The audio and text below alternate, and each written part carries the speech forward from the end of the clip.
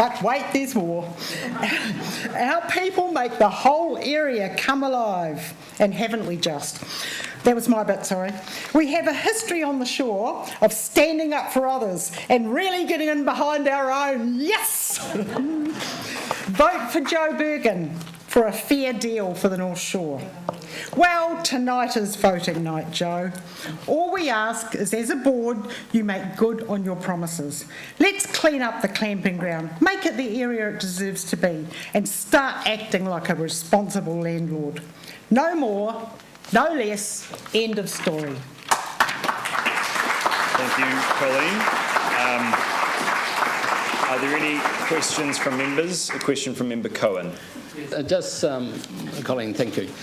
All the other speakers have said why they actually got involved. Can you just, you alluded to it, you actually didn't say anything. I'm not sure if I should, because it was actually Dave Donaldson who got me involved. Who said that? Dave asked me to meet him for a coffee. I did so, and he told me of his vision for Takapuna, the community coming together, the wonderful public spaces, and all what he and the other representatives standing could do for Takapuna. I bought into it totally. I respected Dave. I thought he'd done excellent work for our community, and I loved his enthusiasm.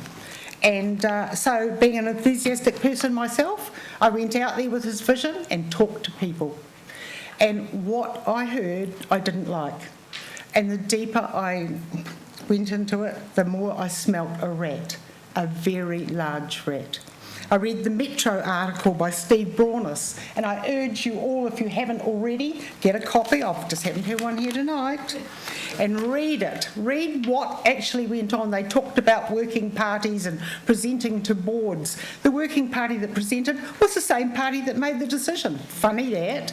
All there in black and white. I didn't go anywhere that wasn't on public record. So then I decided I would do what I do well, which is walk the beach and talk to the locals. They told me everything I needed to know. I then got involved, and I have to tell you here and now, I knew none of these people sitting here in this group at all before I got involved in this. I started talking to people on the beach. I manned the stands. I refute totally what Peter Wall has said here tonight about what happened at the markets. Totally. These people, you've heard from Lou, good, fine, upstanding people. The biggest problem that we had at the markets and the stalls on the beach was trying to stop the crowds from coming. 5 o'clock, 6 o'clock, 7 o'clock at night, Lou was down there. It was dark. There were still people coming up. Your community is telling you. And Joe, I'd like to thank you, because single-handedly you've actually brought the Takapuna community together again. You've given us soul. But what we want to do is we want to put all the passion and energy and work with you, with the board, and make this community what it should be.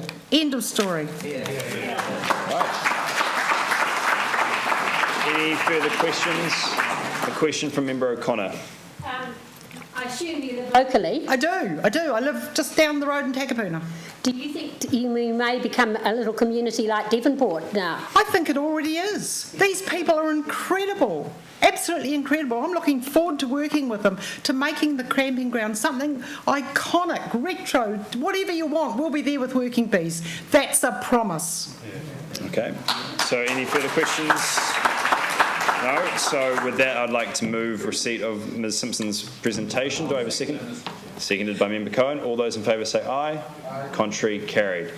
And we'll move now Joe, to... excuse me, could I Dave just ask Lane. a question? No, I'm afraid questions can't be asked of public, that's a shame. from the public I've got a forum. really good one for Yachting New Zealand. Well, I'm sure you can ask them after you're outside the speech box. So the next presenter is Dave Lane. Dave. I thought you said I could ask it. Yeah, you can ask each other your own questions. Just please do it in foyer and not disrupt the meeting. Mr. Lane, same procedure, please.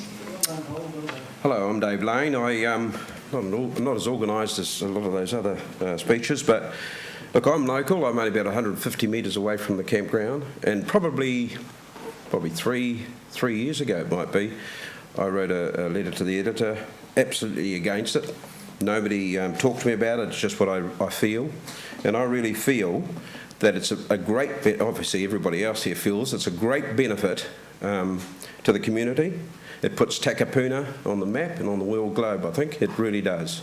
It brings people from overseas talk about the place. I was talking to Marius, and there's a lot of comments there where people talk about us, talk about Takapuna, and the campground does that for us. It also looks after, I'm sure, the hospitality industry, and it's quite surprised me. Some hospitality business owners are against it, against the campground staying, and I'm quite surprised by that, because I believe a lot of people that cook their way around New Zealand come to Takapuna and then find all this hospitality here, and they utilise it. Also, the supermarkets, they refresh their stores, and so it's really a great benefit to Takapuna, I feel, and I passionately feel about that. I got involved. Jan asked me to get involved, so I certainly, as far as this group goes, I wrote an email off to the board, and it was nice of Jan and Mike to respond. All others just ignored it. But look, I see council as a public company. It's owned and certainly funded by the public. And I see the board as a representative of that company. And you've been employed or voted in to represent the owners of your company. And you should be listening to the public.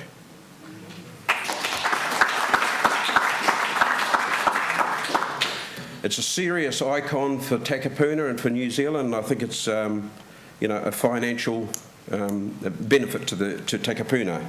The other thing is, I think, hear comments about the upgrading of the park. Look, I'm a commercial real estate agent. I'm contracted to NAI Harcourt's Takapuna office, so I'm local to Takapuna all round. It's quite simple. Right out of a long lease, the landlord upgrades. Perhaps they cap that back, where the operator, the tenant pays a bit back on a yearly basis over a long-term lease. But certainly, I feel the landlord, like most landlords, are responsible for their property. They should upgrade that property and perhaps have a contingency fund, which, like most operations, have to continually upgrade that and not rely on the tenant to upgrade the park. Keep it professional and keep it tidy, and charge a small fee, a reasonable fee to the tenant to ensure that is. But it's important the landlord should take control of that and not just rely on promises from the tenant as well. Okay. Thank you. So are there any questions, Mr. Lane?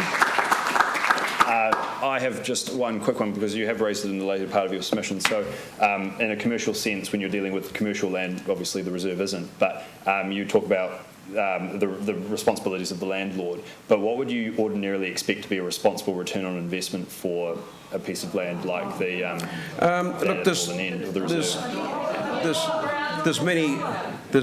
many different formulas, but it's I think it should be fair and reasonable first off, and I think some of the formulas they use for leasehold land, if you can liken it to that, are unfair and unreasonable in the commercial world. So it just should be something fair and reasonable. But it's more important that I'm a tenant as well, and like we own a business in Takapuna, and it's the upgrade of the building. I'm not out there with a paintbrush. They charge me a contingency fund, and I think we could work something out where it's reasonable, not unfair on the tenant as well. All right, thank you. Yes, question from McCowan. Just in regards to improvements that you would like the tenant to do, is that sort of commensurate with the length of the lease that they have, so they've got a recovery? Yes. So the longer the lease, the more reasonable would be to put... Well, it is. A long-term lease with rights of renewal, long-term rights of renewal plays a big part in it. But really my first comment was that the onus is on the landlord to bring it up to speed, and perhaps as cap it back in the rent. In a long-term rent, they pay a small fee each year as part of the rent to pay that cost off.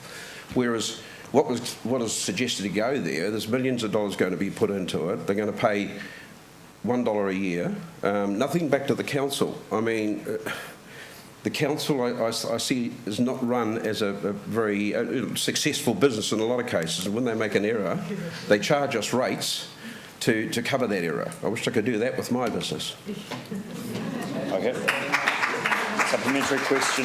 Supplementary question from you Member used the Cohen. word long. What's a long lease? What would you regard as reasonable?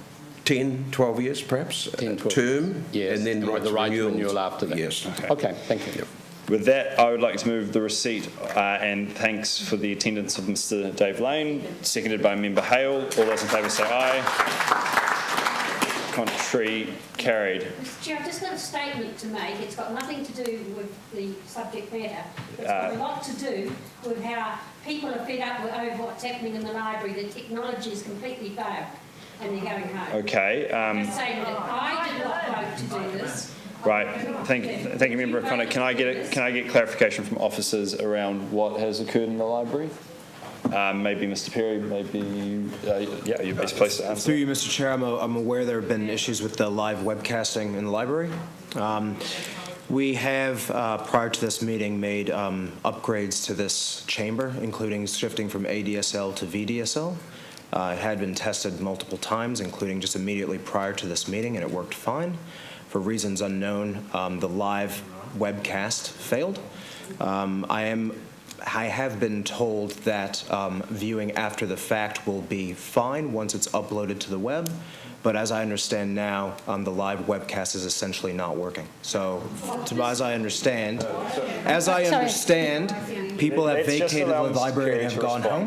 People have vacated the library and have gone home, and the library is basically closed. Mr. Chair, sorry, Member O'Connor, it was your casting vote. Member O'Connor, Member O'Connor. I said that Member O'Connor. technology would not take it, and we've proved the right. Our system, the council system, will not take what we are hoping it would take. And thanks to you, with your casting vote, we have got people coming out tonight to hear this, to see democracy in action, and they have been refused. Member O'Connor, I can appreciate that. And I apologise to members. It was my understanding that we had multiple assurances that this would work. The fact that it hasn't, although disappointing, unfortunately, there's nothing we can do about it at this stage. So I am going to make sure that whatever recordings we do have of this meeting will still be available to be distributed, so that those who did miss out, and my heartfelt apologies to those people, because my understanding was this would work, will still have the ability to watch it after the fact, and we need to make sure that that will happen. So Mr. Perry is going to set about doing that after this meeting, and we will have to, there's nothing else that can be done about it at this stage, so I think we can continue on that basis. So with that, it's been moved and seconded, and we've passed the motion. So we now move to Barbara Smith, who's presenting also at the public forum.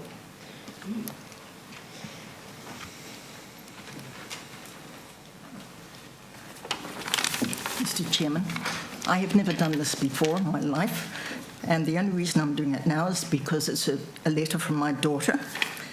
Yes, I live in Takapuna and have done for many years. My daughter is in England. She said, I am an expat New Zealander, an artist, an educator working at University College of London. I'm speaking in support of retaining the Takapuna holiday camp with an upgrade. The points I'm about to outline in this short speech are things that matter deeply to me as a New Zealander. I would like to see them respected, upgraded, and protected for future generations. So what do I think is unique about this piece of land with a campground that I feel needs to be protected? It's not just the campground in isolation that matters to me, it's what connects it to and what it represents. I will start with citing the Auckland Maritime Museum, which invites us to discover New Zealand's intrinsic bond with the ocean and how it has shaped the Kiwi cultural identity. There, side by side with the boats, there is a hugely popular exhibit of a 1950 beach shop and badge. Boating, batching, camping, fishing, as part of the Kiwi cultural identity, are celebrated there. Keeping this in mind, next, I would like to cite the rich literary history of Takapuna and the North Shore, and the Takapuna Library, which holds the keys to Frank Sargenson's badge, a place where, quoting novelist David Ballantyne, it is said a truly New Zealand literature was born. Add to this the North Shore City Council's booklet on the area's literary heritage that contains a history, maps and commentary for literary walks around Devonport, Stanley Bay, Takapuna and Costa Bay. After this, I would flag up the playwright Roger Hall, a resident of the Mondesir, who put huge energy into setting up the annual Christmas charity performance of Bruce Mason's The End of the Golden Weather. This play was selected as it encapsulates the classic Kiwi summer experience still made available to places such as the campsite.